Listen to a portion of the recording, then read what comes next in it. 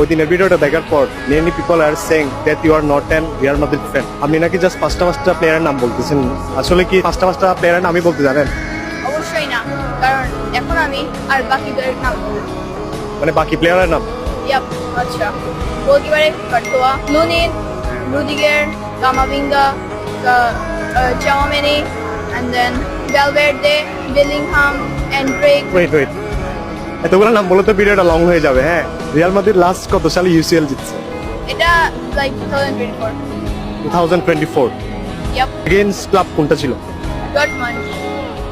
আচ্ছা, এখন তাহলে ইউসিএল এর রিয়াল মাদ্রিদের গ্রুপ স্টেজের ক্লাবগুলোর নাম বলতে পারবেন, যেগুলো রিয়াল মাদ্রিদের সাথে পড়ছে ওগুলোর নাম বলতে পারবেন? হ্যাঁ, দেখি বলেন। আচ্ছা।